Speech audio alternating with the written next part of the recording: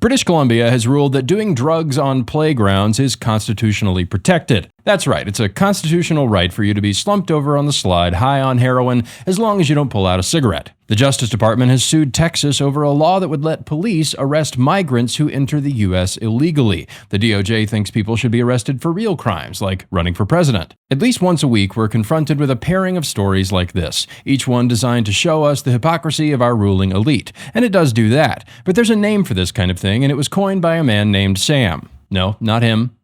Not him. This guy, Sam Francis. In 1994, he wrote an essay called Anarcho-Tyranny USA, and in it he showed why and how long this type of thing has been happening. He starts off with a story. In September 1993, a man named B.W. Sanders was pulled over in North Carolina for not wearing a seatbelt. But this wasn't your typical traffic stop. Sanders was confronted by over 70 police officers and the governor of the state. Normally, to get this kind of reception in North Carolina, you'd have to do something crazy, like wear a Duke hat, or criticize their soggy barbecue.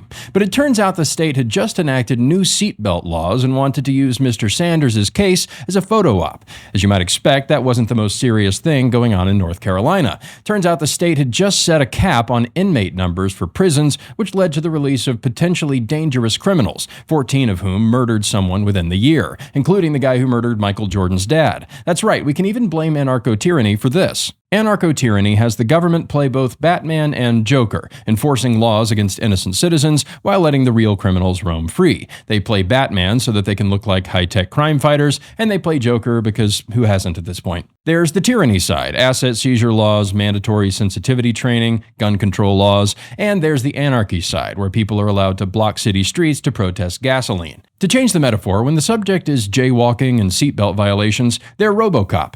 But when it comes to murder and looting, they're Chief Wiggum. So why do they do this? Francis argues that the government is more interested in creating make-believe functions, raking in some revenue and flexing its muscles than actually dealing with real crime. There's a certain kind of chaos that's useful to them.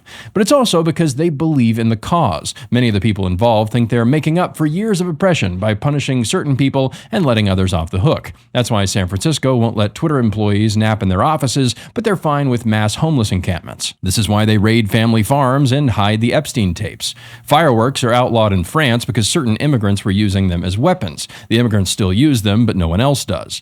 That's anarcho-tyranny. The state declares emergencies, swoops in like Superman, and uses the chaos to beef up its power. Here's a quote. Under anarcho-tyranny, the state creates a problem, which sometimes actually has some connection to reality, declares an emergency or crisis, and then exploits that problem as an instrument by which it continues to enhance its power. Though neither the fake problem it exploits nor the real problem that exists is affected, the anarchy that anarcho-tyranny breeds thus serves as the rationale for the tyranny it builds.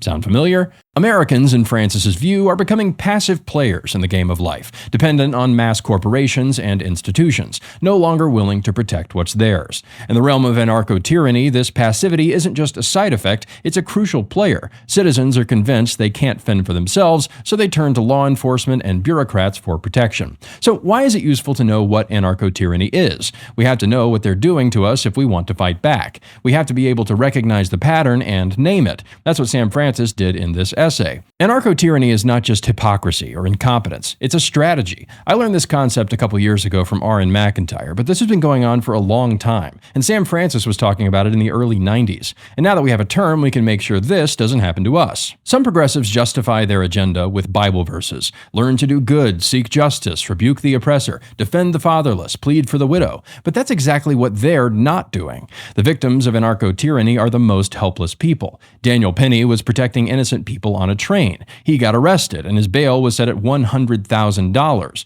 Jordan Neely was endangering and threatening those same people, and he got put on the cover of magazines. A certain kind of Christian loves to quote Romans 13, but that passage says, "For rulers are not a terror to good works, but to evil." What happens when your rulers are doing the opposite of that? Sometimes you get righteous pushback. Sometimes you get vigilantism. I guess we'll see what we get. But at least we have a term for it. At least we can understand their moves. And it's all thanks to a guy named Sam. Guys, I told you it's not fun.